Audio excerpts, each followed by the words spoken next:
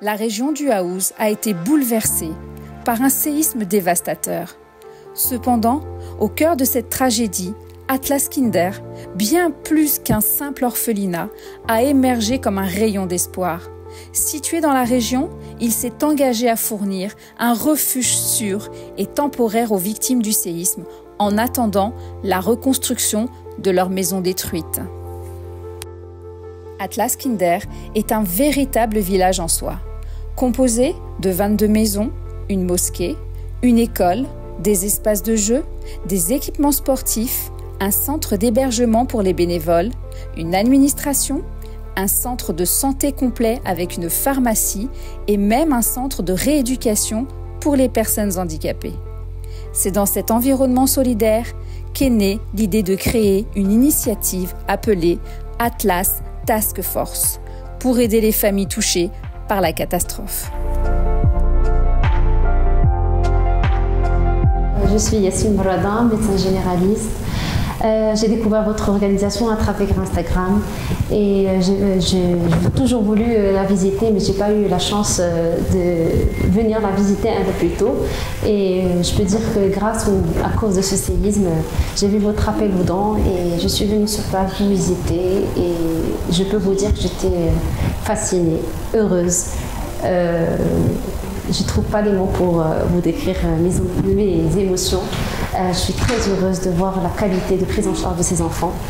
Je remercie toutes les personnes qui sont en aide de ces enfants, à tous les bénévoles, les donateurs et franchement, merci beaucoup. Et par la même occasion, je remercie énormément Monsieur Kandili, le président qui a pris le relais après le décès de Monsieur Hubert.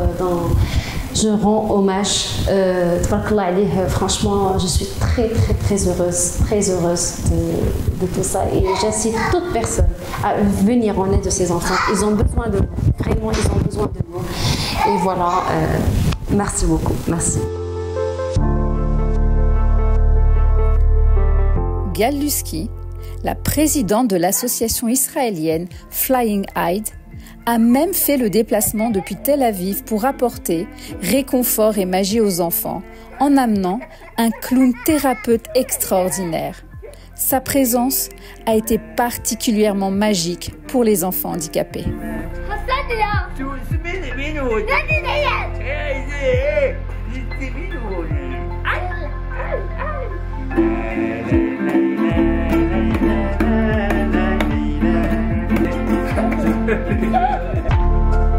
Le Croissant Rouge a également été aux côtés des enfants, apportant non seulement des médicaments essentiels, mais aussi un soutien humain inestimable, établissant un lien précieux avec eux. Ces moments ont été empreints de magie, d'humanité et de fraternité.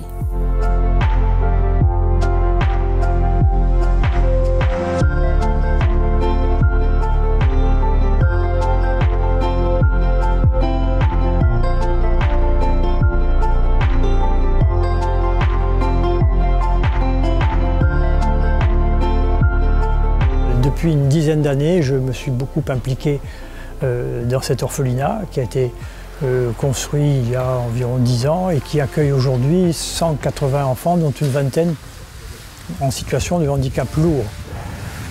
On a subi le 8 septembre un séisme épouvantable. Moi, ma maison a été abîmée, mais ce n'est pas très grave parce que moi, je vais pouvoir la réparer.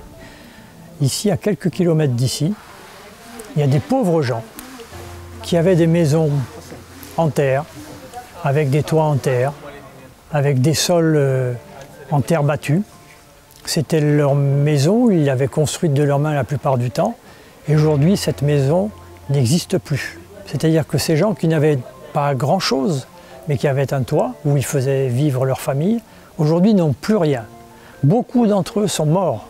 Beaucoup d'autres sont blessés. Beaucoup d'enfants de ces familles ont perdu leurs parents. Ils n'ont maintenant plus de toit et plus de parents.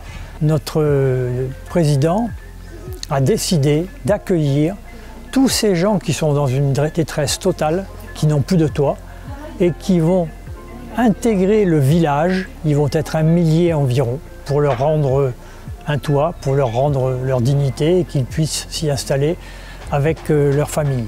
Ce challenge est magnifique, hein, je vais m'y attacher le plus possible.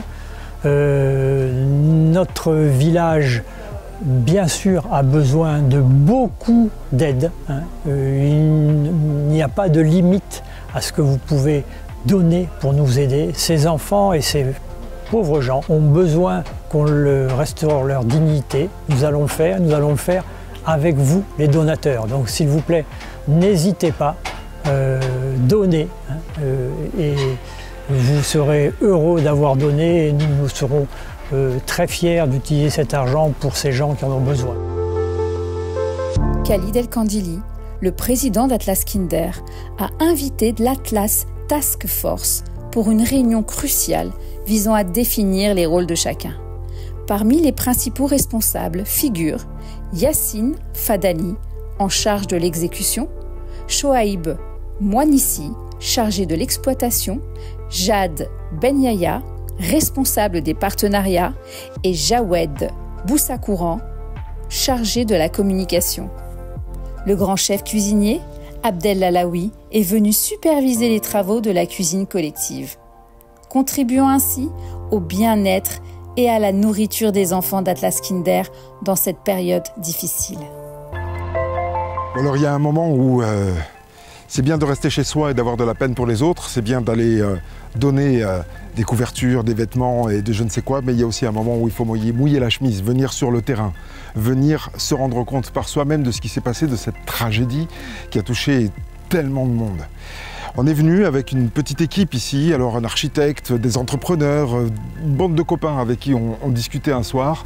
Et on est venu ici à Dar Bouedar, parce que Dar Bouedar, on sait qu'ils ont plein d'initiatives, ils cherchent à faire plein de choses. Déjà, ils aident beaucoup les enfants, ce Atlas Kinder, mais ils ont aussi, et sur le terrain sur lequel je me trouve, l'envie de recevoir les gens alentours qui ont tout perdu, qui n'ont plus de toit. Parfois des enfants qui ont perdu leur papa, leur maman, des familles entières qui se retrouvent sans abri.